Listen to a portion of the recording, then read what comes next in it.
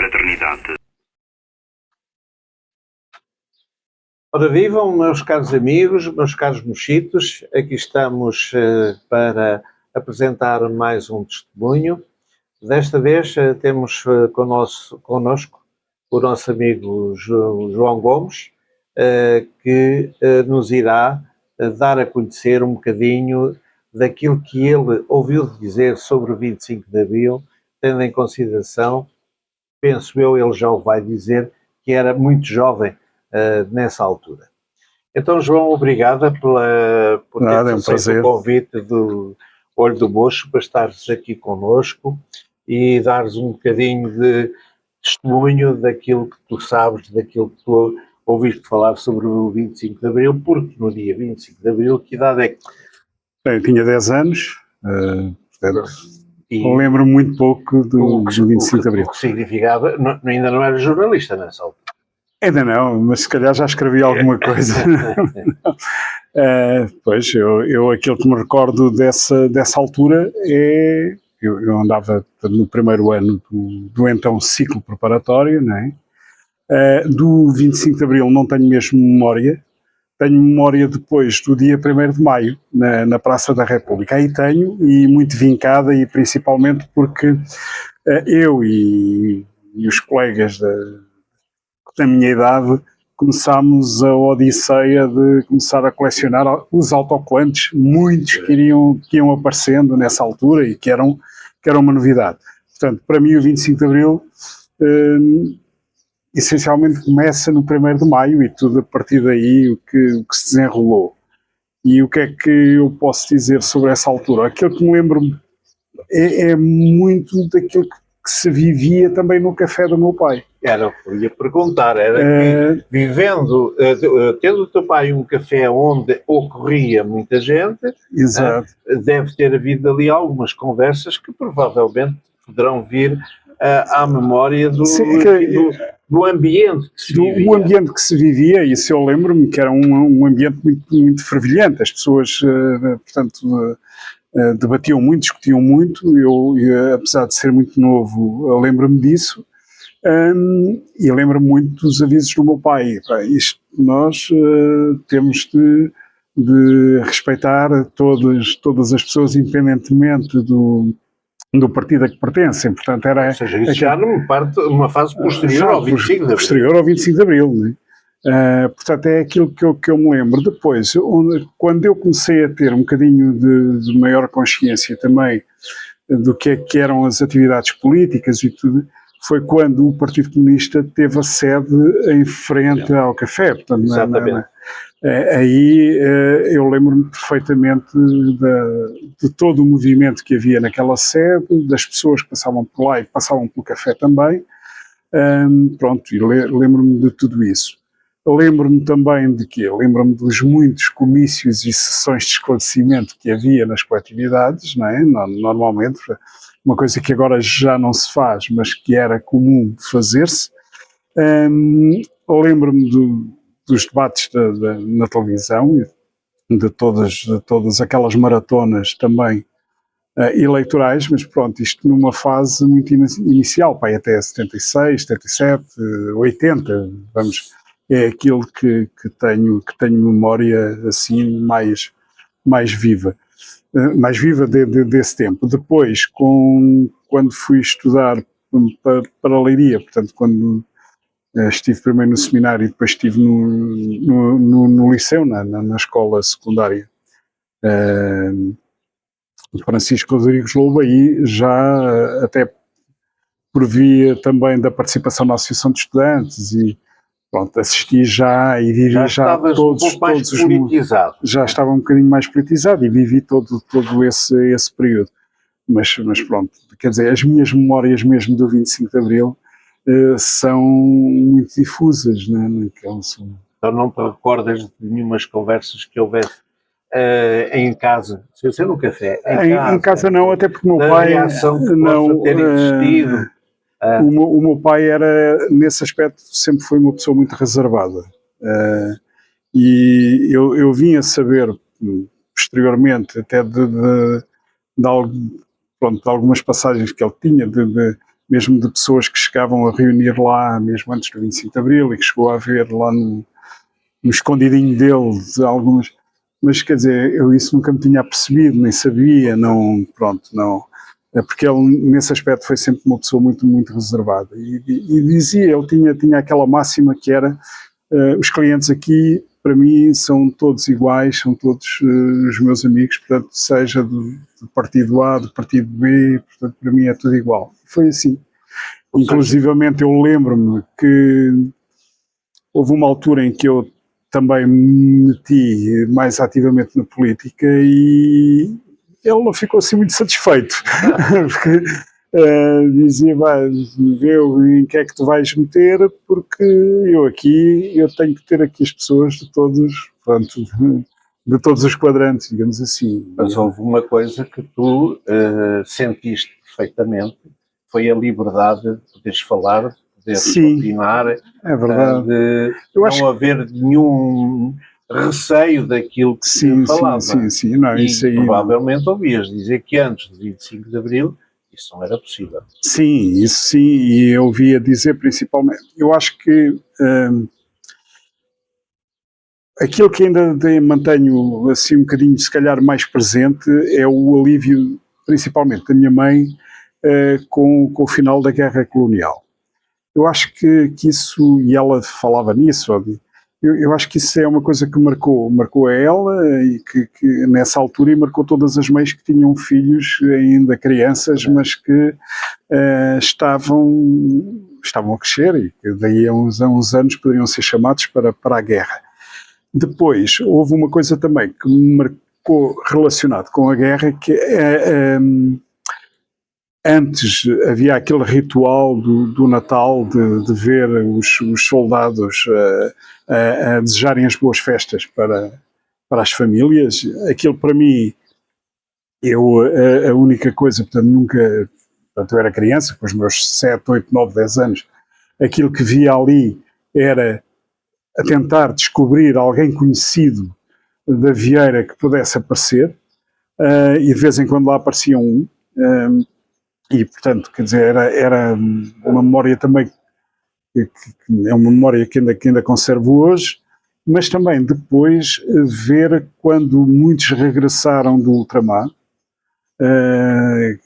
da Guiné, de Moçambique, de Angola, e que costumavam vir cá muito raramente, mas de férias ou que estavam, e que depois que contarem as histórias deles, mostrarem as fotografias nas cobatas, com o macaco, com tudo aquilo. Para mim, aquilo para mim era um imaginário quase de uma aventura, quer dizer, não, se me viessem falar, portanto eu hoje tenho a consciência de todos os riscos que eles correram e de toda a injustiça que era aquela guerra, mas aquilo para mim, com aquela idade, ao ver aquelas fotografias, aquilo foi uma aventura que eles foram viver, quer dizer, não...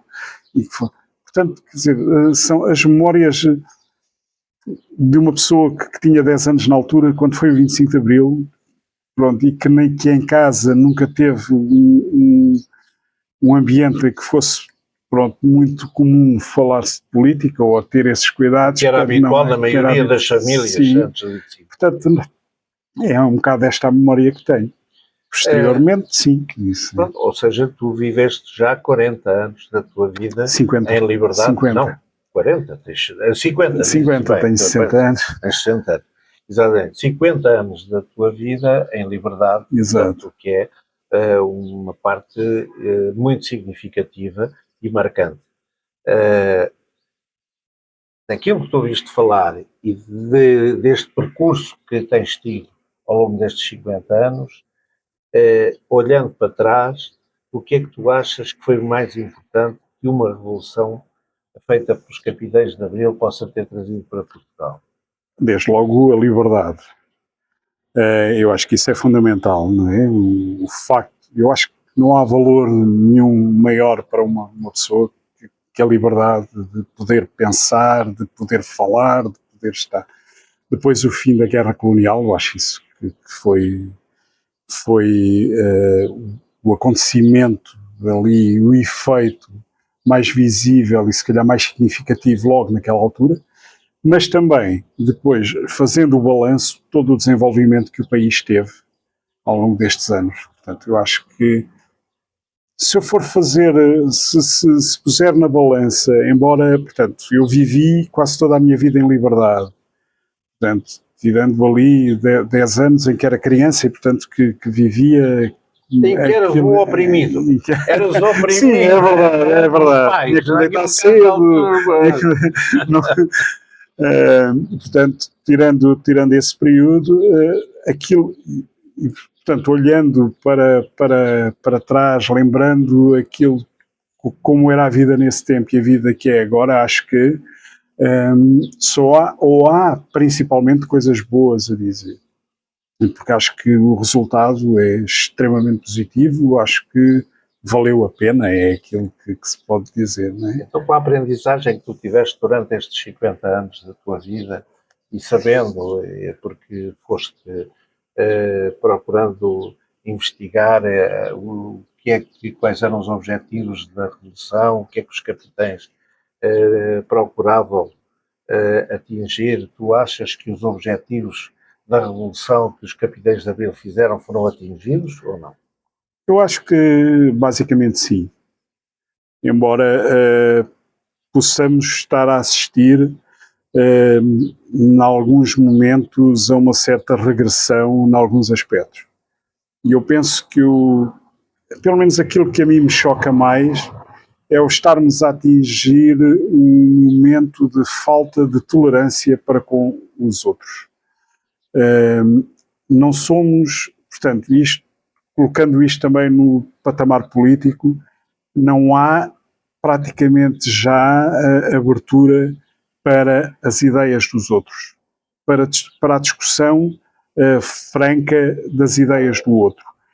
E isso pode ser extremamente perigoso, porque pode alimentar o radicalismo e pode fazer com que alguns dos direitos adquiridos, algum do ambiente também em que nós vivemos nas últimas décadas possa começar a ser revertido. Isso acho que é necessário ter alguma atenção. Mas isso, pronto, é um risco. Qualquer democracia tem riscos, a preservação da democracia tem um risco associado, e o que obriga é que todos nós estejamos atentos aos sinais e não deixemos que essa intolerância se instale cada vez mais na sociedade portuguesa. Acho que isso é fundamental. Então, tendo em consideração as palavras que acabaste de dizer, achas que, passados 50 anos da Revolução, a democracia está em perigo ou está consolidada? É assim, eu acho que a democracia, seja ela qual for, estará sempre em risco. É preciso alimentá-la diariamente. É preciso tratá-la bem, cuidá-la. E aqui é um fenómeno que não é só um fenómeno português. É um fenómeno europeu e à escala mundial também, que é o radicalismo que está a crescer, os extremismos que estão a crescer. E onde há extremismo, a liberdade tende a ser condicionada, mais cedo ou mais tarde. E isso poderá vir a trazer consequências. Eu espero que os líderes, não apenas os nacionais, mas os europeus e os mundiais, tenham, portanto, a clarividência de arrepiar caminho, por vezes vêem-se algumas tendências para, enfim, para caminhar no sentido contrário a essa mesma liberdade. Ou manipular. A manipulação, sim. É preciso estar sempre muito atento a isso. Diz-me uma coisa. Tendo em consideração a profissão que tu tens, alguma vez sentiste dificuldade em exprimir as tuas opiniões ou em condicionarem as opiniões que tu querias fazer chegar ao público que lia e que tem lido? É assim, é frequente. Isso é frequente, não é a censura direta, mas é o condicionamento através, por exemplo, vamos falar, um político que vai apresentar uma medida. E é comum, por exemplo, haver um ou dois assessores que vêm explicar essa medida várias vezes de acordo com a mensagem que se quer, que ele está interessado em fazer passar. Ora bem, isso é uma tentativa de condicionamento, embora o papel depois do jornalista é não se deixar condicionar também. Claro.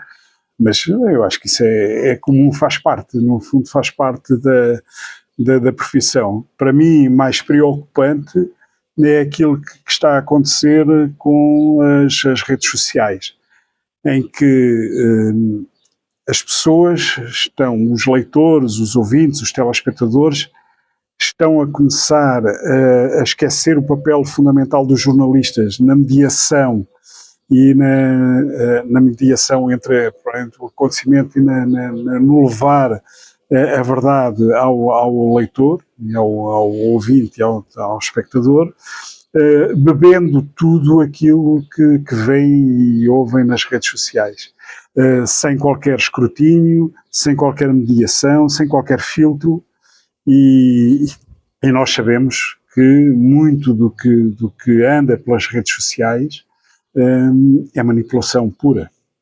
E só que essa manipulação vai fazendo caminho e vai influenciando as sociedades onde nós vivemos. E esse é um risco. E é um risco que, também aqui, é um risco para a própria democracia. É preciso que os defensores da democracia estejam atentos também aos riscos nesta área. Não é?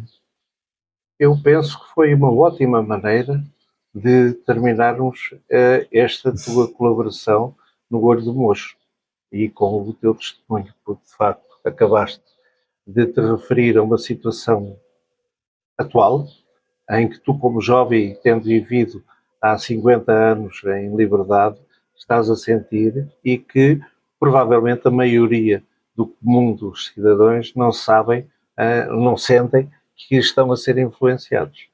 Por isso, Sim, João... acho que isso é um risco mesmo forte. Então é uma boa maneira de nós terminarmos este testemunho. Em nome do Olho do Mocho e em meu nome pessoal, agradeço a tua disponibilidade e espero poder contar contigo para abordarmos outros assuntos também de interesse, até de algumas investigações que tens estado a fazer, que poderão ser, de facto, digamos que dadas a conhecer através do Olho do Mocho. Embora o Olho do Mocho utilize as redes sociais, bem entendido, não é? Mas não só. Utiliza também, como vocês sabem, o YouTube e o canal Mel na posição 164. Portanto, João, mais uma vez, Foi um obrigado. gosto. O gosto foi meu. Obrigado. Caros amigos, e assim damos por terminado mais este testemunho e permito-me apenas chamar a atenção de estarem atentos, porque brevemente irá surgir um novo testemunho. Até à próxima. Obrigado.